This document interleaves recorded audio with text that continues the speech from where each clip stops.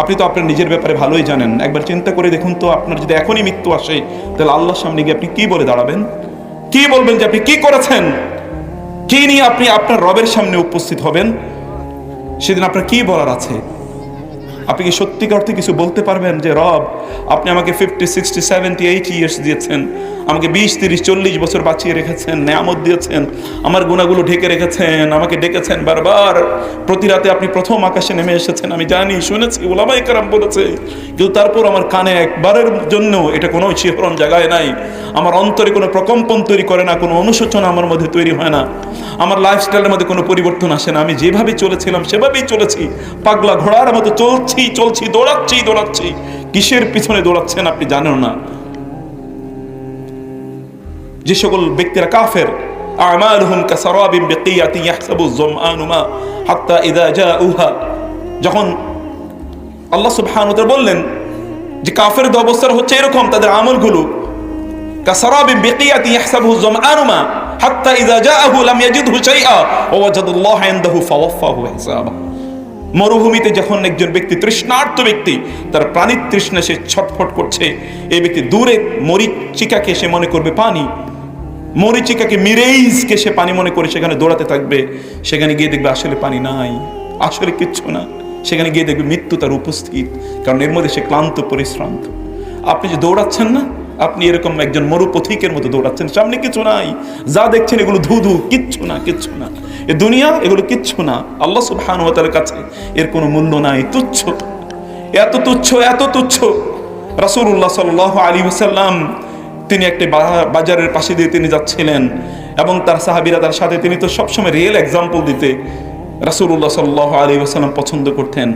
তিনি একটি মৃত, একটা বকরি, ছোট বাচ্চা, তার আবার কানটা কাটা, ছোট পিচ্ছি মরে গেছে এবং পচেও গেছে, এটার কান ধরে তিনি উঠিয়ে বলেন, কে এটাকে 1 দিরহাম দিয়ে কিনবে? সাহাবায়ে কেরামরা বলে, এটা ফ্রি দিলেও তো আমরা নিই না, 1 দিরহাম দিয়ে কিনবো মানে?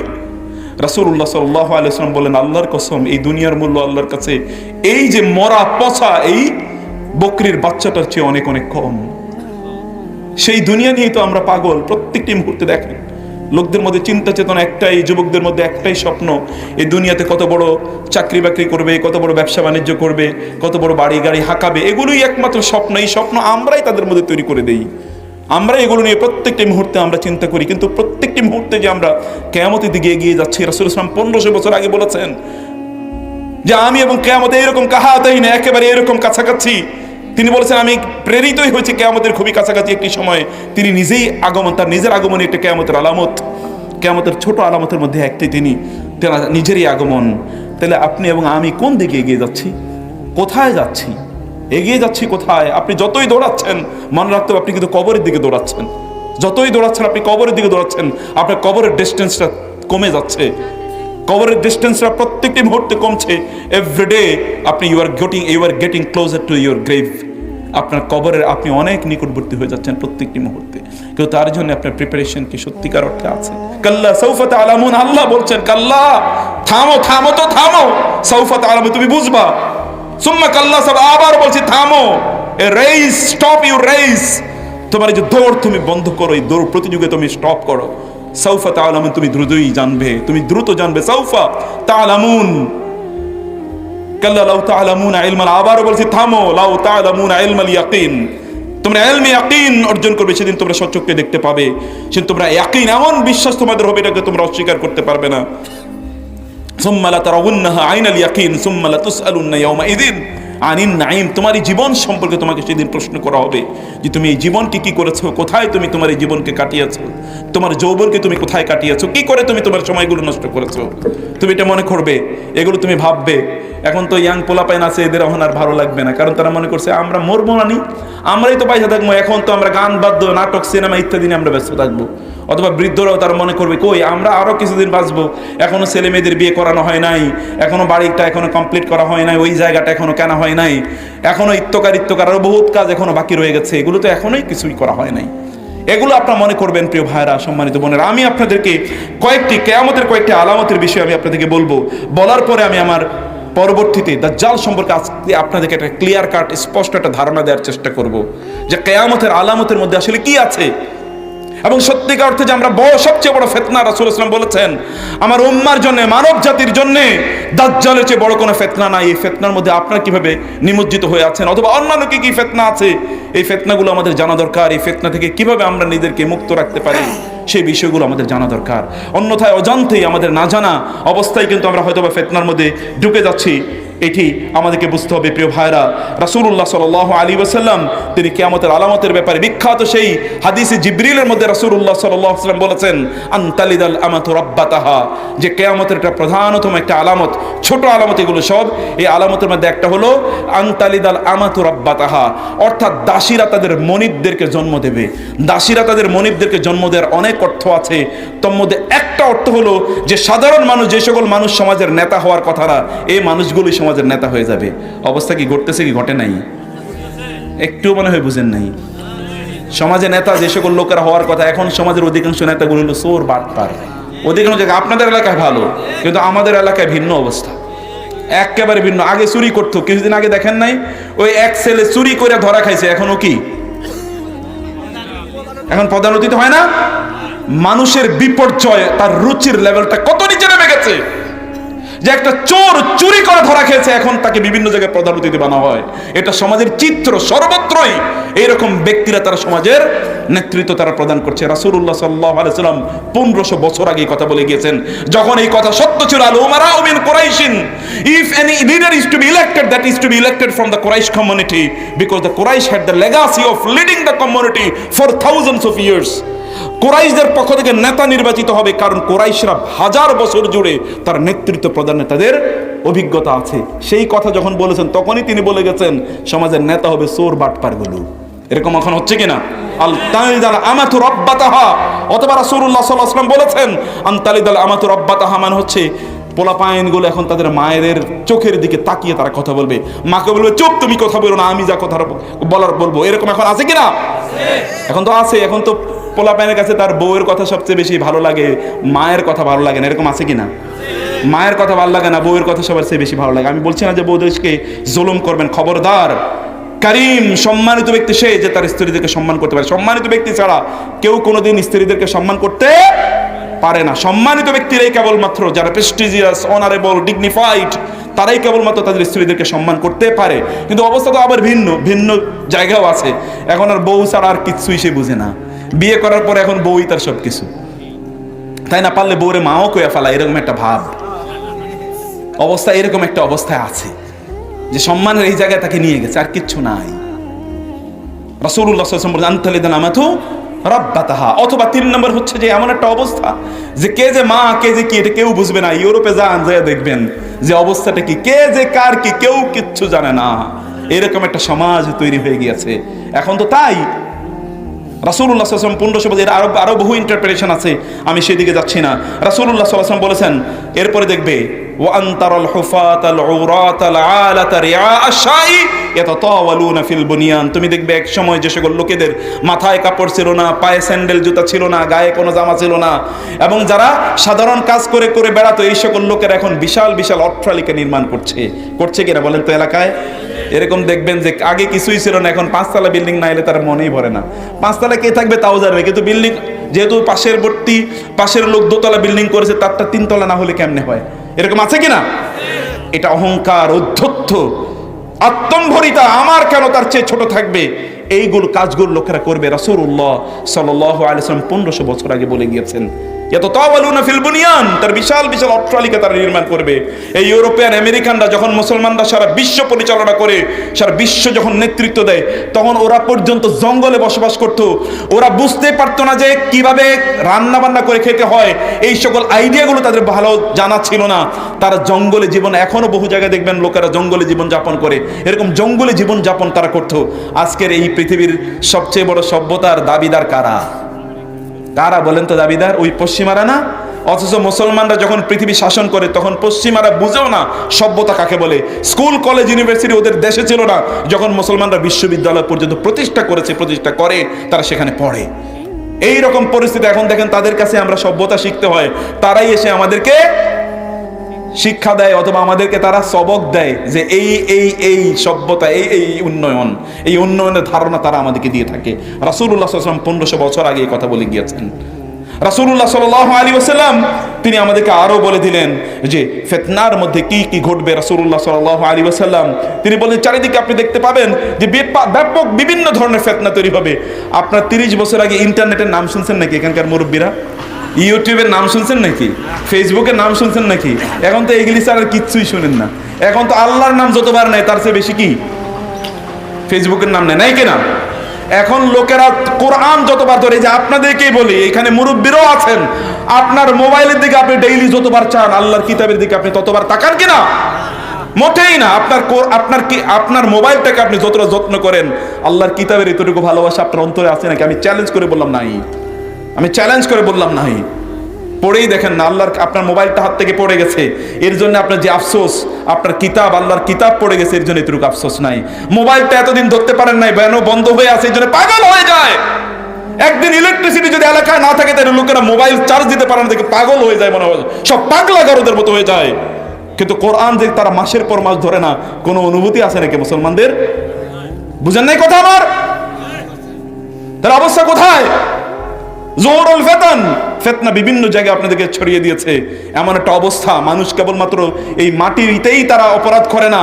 আমি বহু লোকের দেখেছি 40,000 স্কোয়ার ফিট যখন তারা বিমানে করে তারা যায়, 40,000 স্কোয়ার ফিটে বসে ওরা কি খায়? মদ খায়। এরকম লোক আছে কিনা? এরকম 40,000 50,000 স্কোয়ার ফিটের উপরে উঠেও তারা এমন একটা জায়গা যেখানে আল্লাহ ছাড়া তাদেরকে কেউ বাঁচানোর মতো নাই, সেখানেও বসে বসে তারা মদ খায়। এমন এক জায়গায় গিয়ে তারা খায়, ওই যে দেখেন আপনার সমুদ্রের পাড়ে, সেখানে কেউ নাই, আল্লাহ ছাড়া কেউ তাকে বাঁচাতে পারবে না, ওখানে উলঙ্গ হয়ে তারা মদ খায়। আমি অন্য সময় আমার আলোচনায় বলেছিলাম, বিভিন্ন সময় আমি এগুলো রেফার করি, এটা আপনাদেরকে শুনতে হবে, বুঝতে হবে, যেমন বহু দেশ আর বহু জায়গা আছে বিশ্বের বিভিন্ন দেশে, আপনাদের এই মুসলমানদের দেশে এমন বহু জায়গা আছে যেটা নিষিদ্ধ পল্লী, এখানে নিষিদ্ধ লোকেরা যায়। এরকম আছে কিনা? রাতের অন্ধকারে নিষিদ্ধ পল্লীতে গিয়ে আপনি যান, সবচেয়ে অভিজাত এলাকাগুলোতে গিয়ে দেখেন রাতের অন্ধকারে নিষিদ্ধ বহু জায়গা আছে যেখানে রাতের অন্ধকারে সেখানে পসরা বসিয়ে, সেখানে প্রস্টিটিউটরা সেখানে আড্ডা দেয়, সেখানে মদের আসর বসে, এখানে জুয়ার আসর বসে। ওইটা অ্যারিস্টোক্রেটিক, ওইখানে এলিটদের এরিয়া, ওইখানে গিয়ে সবচেয়ে সম্ভ্রান্ত এবং দামি লোকের ওইখানে যায়। সবচেয়ে বড় বড় ক্লাবগুলোতে গিয়ে দেখেন যে ক্লাবগুলোতে কি হয়। ক্লাবের সদস্য আপনি হইতে পারবেন নাকি? যাই দেখেন একটা ক্লাবের সদস্য হওয়ার জন্য 1 কোটি টাকা লাগে। ওই ক্লাবে কেবলমাত্র নর্তকীরা নাচে, অথবা ওইখানে কেবলমাত্র লাল পানিগুলো সার্ভ করা হয় রাতের বেলা। আপনি কোথায় দেখবেন এগুলো? এগুলো সব জায়গায়, এগুলো সর্বত্র বিরাজিত। ফিতনা কোন দিক থেকে যে আপনাকে ছড়িয়ে দিয়েছে আপনি এটা জানেন না। আকাশ সংস্কৃতি এখন আমাদের ঈমানকে লুটে নেওয়ার জন্য বিভিন্ন আয়োজন করে বসেছে। দেখেন না, 24 ঘন্টা ঈদের যখন সময় আসে তখন 7 দিন, 1 সপ্তাহ অথবা কি 10 দিনের স্পেশাল প্রোগ্রাম। মুসলমানদের আবার 10 দিনের স্পেশাল প্রোগ্রাম মানে কি জানেন? নর্তকীদের নাচ অথবা প্রস্টিটিউটদের সিনেমা নাটক, এগুলো আপনার জন্য উপহার করা হয়, এবং মুসলমানরা সব বাদ দিয়ে সারা দিন রাত এগুলো দেখতে থাকে কিনা বলেন তো? ফিতনা নাই কই? এগুলো তো ফিতনা আপনাকে তো শেষ করে দিয়েছে। আপনি বুঝেন না আপনি কোন ঈমান নিয়ে আল্লাহর কাছে যাবেন। কি মনে হয় আপনার? আল্লাহ সুবহানাহু ওয়া তাআলা, আপনি তো এগুলো করেই যাচ্ছেন। আল্লাহ কি এগুলো দেখেন না? ফেরেশতারা কি এগুলো লিখে রাখেন না? এগুলো কি কিয়ামতের দিন আপনার সামনে উপস্থাপন করা হবে না? আল্লাহ সুবহানাহু ওয়া তাআলা বলেন নাই, ফামান ইয়ামাল মিসকালা যাররাতিন খায়রান ইয়ারা ওয়া মান ইয়ামাল মিসকালা যাররাতিন শাররান ইয়ারা। বিন্দু পরিমাণ কোনো খারাপ কাজ করলে তোমাকে সেই দিন এর প্রতিদান তোমাকে দেওয়া হবে, এর মুখোমুখি তোমাকে হতে হবে। বিন্দু পরিমাণ ভালো কাজ করলে তুমি প্রতিদান পাবে। No injustice. ওমা রব্বুকা বিযাল্লামিন লিল আবিদ। তোমার রব কারো উপর জুলুম করবেন না, কারো উপর জুলুম করবেন না। যা তুমি করেছো তাই তোমাকে প্রতিদান হিসেবে দেওয়া হবে। তুমি যা করছো তাই তোমাকে সেই দিন তোমাকে ভোগ করতে হবে। প্রিয় ভাইরা বোনেরা, এই যে মুরব্বীরাও আছেন, আপনাদেরও অবস্থা কি? কতটুকু ঈমান আছে আপনাদের অন্তরে, বা কতটুকু ঈমান আপনারা লালন করেন? আপনি বলবেন যে আমি কিছুই জানি না, আমি মূর্খ সুরূপ মানুষ, পড়াশোনা করি নাই। দুনিয়ার সব পড়াশোনা করলেন, কেবল আল্লাহ সম্পর্কে কোনো পড়াশোনা নাই। জাহালা, মূর্খতা, অজ্ঞতা কেবল আল্লাহর ব্যাপারে। সাহাবায়ে কেরামরা তারা খুব বেশি কিছু জানতেন না, কিন্তু আল্লাহ সম্পর্কে তাদের ধারণার কোনো অভাব, কোনো ত্রুটি ছিল না। আল্লাহ সম্পর্কে তাদের জানার কোনো ত্রুটি ছিল না। কিন্তু আপনারা সব জানেন, সাহাবীরা সব জানতো না, কিন্তু আল্লাহ সম্পর্কে তারা যথেষ্ট জানতো। আর আপনারা সব জানেন, কেবল আল্লাহকেই চিনেন না। এত কথা শোনেন, এগুলো কোনো অনুভূতিও নাই। লোকজন এখান থেকে চলে যাওয়ার পর তারপরে তারা ভুলে যাবে যে এখানে কি আলোচনা করেছে, কি আলোচনা শুনেছে, এগুলোর কোনো অনুভূতি নাই। ফিতনা চারিদিক থেকে অক্টোপাসের মতো রাসূল সাল্লাল্লাহু আলাইহি ওয়াসাল্লাম বলেছেন, কাকাতাইল লাইলিল মুসলিম, গভীর অন্ধকার রাত, নিকষ কালো রাত, অমাবস্যার রাত যেমনি ভাবে অন্ধকার দিয়ে চারিদিক থেকে আপনাকে ঘিরে রাখে, এরকম ফিতনাগুলো চারিদিক থেকে আপনাদেরকে ঘিরে রাখবে। এই ফিতনা ঘিরে রাখতে রাখতে এমন একটা অবস্থা হয়ে গেছে, এখন এই ফিতনার মধ্যে আমরা সবাই হাবুডুবু খাচ্ছি। কি আবাল, কি বৃদ্ধ, কি নারী, কি পুরুষ, কি আলেম, কি গায়রে আলেম, সব মিলে একাকার হয়ে গেছে, একাকার হয়ে গেছে। আপনি দেখবেন, আমি এই আলোচনাগুলো অন্য জায়গায় করেছি, যে মানুষ, শয়তান মানুষকে ধোঁকা দেওয়ার জন্য বিভিন্ন ধরনের পায়তারা তারা তৈরি করে, বিভিন্ন ধরনের পায়তারা তৈরি করে। শয়তান ভালো মানুষগুলোর মধ্যে কি ধরনের শয়তানি করে এটা তো আপনি যদি দেখতেন, যদি আপনার বুঝতেন, চোখগুলো খুলে যদি দেখতেন যে এই লোকেরা নামাজ রোজা করে। আজকেও আমরা একটা জায়গায় একত্রিত হয়েছিলাম, ওইখানে বিশাল বিশাল লোকজন তারা একত্রিত, তারা একটাই আক্ষেপ করে বলেছে, স্যার তিনি 3-4 বারের তিনি এমপি, মিনিস্টার, তিনি বলছে স্যার দেখেন তো, তাদের একটা প্রোগ্রামে আমি গিয়েছিলাম, দেখেন এই যে আলেমদের এত বিদ্বেষ কথাবার্তা একজন আরেকজনের বিরুদ্ধে, কেবলমাত্র যদি আমরা কোথাও ওয়াজ মাহফিলে যাই, কেবলমাত্র অমুকের বিরুদ্ধে কথা, তমুকের বিরুদ্ধে কথা, অমুকের বিশুদ্ধার, তমুকের বিশুদ্ধার ইত্যাদি স্যার কিছু নাই। আর নতুন করে একটা সংস্কৃতি আবিষ্কার হয়েছে, তা হলো যে যারা বিভিন্ন জায়গায় টিকটক করে, এই সকল টিকটকরা এখন তারা মাহফিলের প্রধান আলোচক। আছে কিনা বলেন তো? আপনার মনে হয় জীবনেও কোনোদিন দেখেন নাই এরকম টিকটক যারা করে, বিভিন্ন জায়গায় তারা মানুষকে মিথ্যা কথা বলে, হাসি ঠাট্টা করে, তামাশা করে, এই সকল লোকগুলো ওয়াজের মাহফিলে এসে এখন ওয়াজ করতেছে। অথবা ওয়াজের মাহফিলে এখন ডাকা হয় কাকে? যেই ব্যক্তি আপনাকে কতক্ষণ হাবিজাবি কথা বলে, কিছুক্ষণ আপনাকে কাঁদাবে, কিছুক্ষণ আপনাকে হাসাবে, মিথ্যা গাল গল্প করে আপনাকে কতক্ষণ কে বসে হাসাতে পারে। এখন আলেমদের আলোচনার টাইটেল হয়, এর চেয়ে ভালো হাসির নাটক, এর চেয়ে বড় হাসির ওয়াজ আপনি কোনোদিনই শুনেন নাই, সেরা হাসির ওয়াজ, এরকম টাইটেল আছে না? সেরা হাসির ওয়াজ কিভাবে হয়? আল্লাহ তাআলা বলেছেন, ফালিয়াদহাকু কালিলান ওয়া লিয়াবকু কাসীরা। রাসূলুল্লাহ সাল্লাল্লাহু আলাইহি ওয়াসাল্লাম যখন আলোচনা করতেন, ওয়াজানা রাসূলুল্লাহ সাল্লাল্লাহু আলাইহি ওয়াসাল্লাম ওয়াজান মাউইযাতান বালিগা যারাফাত মিনাল উয়ুন ওয়া ওয়াজিলাত মিনহাল কুলুব। রাসূল সাল্লাল্লাহু আলাইহি ওয়াসাল্লাম এমন কথা বলেছেন, আমাদের চোখ গলে গলে পানি পড়ে, আমাদের অন্তরাত্মা যেন কেঁপে ওঠে। আব্দুল্লাহ ইবনে ওমর রাদিয়াল্লাহু তাআলা বলেছেন, রাসূলুল্লাহ সাল্লাল্লাহু আলাইহি ওয়াসাল্লাম কিয়ামতের আলোচনা করছিলেন, এমন ভয়ঙ্কর অবস্থায় তিনি করছিলেন, তিনি মাটিতে এত জোরে তিনি তার লাঠি দিয়ে তিনি আঘাত করছিলেন, আমার মনে হচ্ছে যেন তার যে মিম্বরে তিনি দাঁড়িয়েছিলেন এটা মনে ভেঙে চূর্ণ বিচূর্ণ হয়ে যাবে, মাটি যেন ফেটে চুরচির হয়ে যাবে। আমরা আতঙ্কিত হয়ে গিয়েছিলাম, রাসূল কেন এত রাগান্বিত হয়ে গেলেন? রাসূল সাল্লাল্লাহু আলাইহি ওয়াসাল্লাম যখন কথা বলতেন, আলা সাউতুহু ওয়াশতাদ্দা গাদাবু ওয়া আহমাররা ওয়াজহু, তার আওয়াজ উঁচু হয়ে যেত, তার চোখগুলো লাল হয়ে যেত এবং তার চেহারা মোবারক লাল হয়ে যেত রাসূলুল্লাহ সাল্লাল্লাহু আলাইহি ওয়াসাল্লামের। কেন এটা হতো? কারণ তিনি জানতেন যে মানুষকে কি বলা হয়। আপনি দেখেন না, দাজ্জালের আলোচনা যখন করেছেন, ফাতেমা বিনতে কায়েস রাদিয়াল্লাহু তাআলা বলেছেন, তামিমাদ দারি হাদিসে রাসূল সাল্লাল্লাহু আলাইহি ওয়াসাল্লাম কিভাবে বলেছেন, সাহাবায়ে কেরামের কথা শুনে তারা এত আতঙ্কিত হয়ে পড়েছিলেন যে তারা দৌড়ে গিয়েছেন, ওই বুঝি দাজ্জাল আছে, ওইখানে খুঁজতে গিয়েছেন দাজ্জালকে, এবং তারা ফিরে এসে বলেছেন, ইয়া রাসূল, এমন ভাবে বলেছেন মনে হচ্ছে দাজ্জাল ওইখানে দাঁড়ানো। আলোচনাটা কি? কাকে বলে দ্বীনের আলোচনা? দ্বীনের আলোচনা মানুষের অন্তরে প্রকম্পন কেন তৈরি করবে না? ইন্নামাল মুমিনুনা আল্লাযীনা ইযা যুকিরাল্লাহ ওয়াজিলাত কুলুবুহুম। মুমিনদেরকে দ্বীনের কথা বলা হলে তাদের অন্তর কেঁপে ওঠে, তাদের অন্তরটা কেঁপে ওঠার কথা। আল্লাহ সুবহানাহু ওয়া তাআলা বলেছেন, ওয়াল্লাযীনা হুম মিন আযাবি রাব্বিহিম মুশফিকুন ইন্না আযাবা রাব্বিহিম গায়রা মা'মুন। প্রকৃত মুমিন তারাই তাদের রবের শাস্তির ব্যাপারে তারা সর্বত্র তারা প্রকম্পিত থাকে। ইন্না আযাবা রাব্বিহা ইন্না, আল্লাহ সুবহানাহু ওয়া তাআলা বলেছেন, ইন্না আযাবা রাব্বিকা লাওয়াকি' মা লাহু মিন দাফি'। যখন ওমর রাদিয়াল্লাহু তাআলা আয়াত পড়েছেন, ওমর রাদিয়াল্লাহু তাআলা বেহুশ হয়ে পড়েছেন। ওয়া ইম মিনকুম ইল্লা ওয়ারিদুহা কানা আলা রাব্বিকা হাতমান মাকদিয়া। যদি সবাইকে জাহান্নামের কাছে দিয়ে যেতে হয়, কেউ যদি ভুলে পড়ে যায়, ওমর এই আয়াত পড়ে কয়েকদিন তিনি অসুস্থ হয়ে পড়েছিলেন। কেউ জানে না ওমরের রোগ কি, কিন্তু ওমরের রোগ তো ওই আয়াতের ভয়। রাদিয়াল্লাহু তাআলা আনহুম আজমাইন। সম্মানিত ভাইরা, এমন আমি এই জন্য বলেছি, জুহুরুল ফিতান, চারিদিকে ফিতনা আপনাদেরকে অক্টোপাসের মতো ঘিরে রেখেছে। এই ফিতনার মধ্যে আপনারা জড়িয়ে আছেন, আপনি জানেন না। এই যে আমাদের এই আপনারা এখানে যারা আছেন, দেখবেন ফিতনার অভাব নাই। কেবলমাত্র আমাদের আলোচনার ইস্যু একটাই, তা হলো কি? অন্যের বিরুদ্ধে গীবত করা, অন্যের বিরুদ্ধে হিংসা করা, কার কি ত্রুটি আছে, এগুলোই একমাত্র আমাদের খাদ্য। এখন আমাদের খাবার হয়ে গেছে জন্তু জানোয়ারের চেয়েও খারাপ। মানে জানোয়ারগুলো যেগুলো খায় তার চেয়েও খারাপ জিনিস এখন আমাদের খাবার হয়ে গেছে। আমরা এখন মানুষের বিরুদ্ধে কথা না বললে আমাদের খাবার, পেটের খাবার হজম হয় না, আমাদের ঘুম আসে না, এগুলোই আমাদের একমাত্র উপজীব্য। সেগুলো তো হয়ে গেছে। মসজিদে যারা যায় দেখুন, সকালবেলা যারা ফজরের নামাজগুলো পড়তে যায়, এই লোকগুলোর মধ্যেও দেখবেন যত ধরনের শয়তান বুঝেছে যে এদেরকে কিভাবে পথভ্রষ্ট করতে হয়। একদল লোক তারা তো এমনি জাহান্নামের পথে আছে, সুদ ঘুষ জুয়া অথবা ধরুন অশ্লীলতা অসভ্যতা ইত্যাদি নিয়ে তারা ব্যস্ত আছে। শয়তান অলরেডি তাদেরকে কবজা করে নিয়েছে, ওরা অলরেডি শয়তানের দলের লোক। আরেক দল লোকের শয়তান তো জাহান্নামে নেয়াই লাগবে। তারা কারা? তারা হচ্ছে এই যে আমাদের মতো যারা নামাজ পড়ি না, এই সকল লোকদেরকে শয়তান এমন ভাবে করে দিয়েছে যে তোমরা কি করবা, নামাজও পড়বা, অমুকের বিরুদ্ধে গীবত করবা, অমুকের বিরুদ্ধে শাকায়াত করবা, অমুকের এই করবা, তমুকের সেই করবা, অমুকের হিংসা করবা, অমুক জায়গা অহংকার করবা, তুমি নিজেরে মনে করবা অনেক বড় আল্লাহওয়ালা, তুমি জান্নাতে না গেলে জান্নাতে যায় কে, এরকম একটা ভাব। তোমার অন্তরে কোনো পেরেশানি নাই, কোনো ভয় নাই, কোনো ডর নাই, তুমি মনে করছো তুমি জান্নাতের শ্রেষ্ঠতম বাসিন্দার মতো তুমি হয়ে গিয়েছো। ইত্যকার আচরণ করো, শয়তান তো বুঝছে অলরেডি যাক হয়েছে, আর কিচ্ছু লাগবে না, ওরে অলরেডি জাহান্নামের দিকে নিয়ে গেছে। অন্তরটাকে পরিষ্কার করা, قد أفلح من تزكى قد أفلح من زكاها وقد خاب من دساها। যে অন্তরকে পবিত্র করতে পারেনি তার জন্য তো ধ্বংস। আল্লাহর রাসূল, আল্লাহ তাআলা বলেছেন, রাসূলুল্লাহ সাল্লাল্লাহু আলাইহি ওয়াসাল্লাম বলেছেন, ইন্নাল হাসাদা ওয়াল গিল্লা তাকুলানিল হাসানাত কামা তাকুলু আন-নারু আল হাতাবা।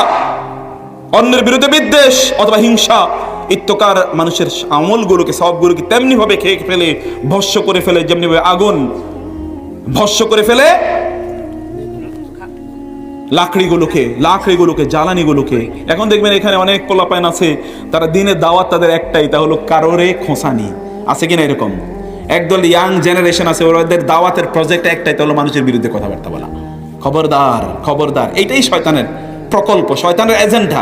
শয়তান এই কাজটি করে। শয়তান চায় কি? আইয়ুকিয়া বাইনাকুমুল আদাওয়াতা ওয়াল বাগদা ফিল খামরি ওয়াল মাইসির ওয়া ইয়াসুদ্দুকুম আন যিকরিল্লাহি ওয়া আনিস সালাহ ফাহাল আনতুম মুনতাহুন। তোমরা কি এগুলো থেকে বিরত থাকবে না? শয়তান চায় তোমাদের মধ্যে এরকম শত্রুতা, রেষারেষি, মারামারি ইত্যাদি তৈরি করে দিতে। নন এজেন্ডাকে এজেন্ডা বানায় ফেলাইছে। যেটা মার্জিনালাইজড ইস্যু, যেটা প্রাইম ইস্যু নয়, সেগুলো এখন আমাদের কাছে প্রাইম ইস্যু বানায় ফেলছে শয়তান সফল হয়েছে এই সকল জায়গায়। প্রিয় ভাইরা, এই জন্যে বুঝা দরকার ফিতনাগুলো চারিদিকে। আমি শুধু ফিতনার আলোচনা করলেই তো শেষ হয়ে যাবে। আমি যেগুলো সংক্ষিপ্তভাবে আপনাদেরকে অনেকগুলো জিনিস আমি আপনাদেরকে বলতে চাই ইনশাআল্লাহ। আপনারা থাকবেন তো নাকি ক্লান্ত? যারা যারা চলে যাবেন তারা হাত তোলেন। সুবহানাল্লাহ, কেউ যাবেন না নাকি? তাহলে থাকবেন। যারা যারা থাকবেন তারা হাত তোলেন। আল্লাহ তুমি কবুল করে নাও হাতগুলো, আল্লাহুম্মা আমিন। বেশি সময় নেব না আপনাদেরকে, আমি ধৈর্যের পরীক্ষা নিতে চাই না ইনশাআল্লাহ। আমি দ্রুত আপনাদেরকে মৌলিক কয়েকটি জিনিস আমি বলতে চাই।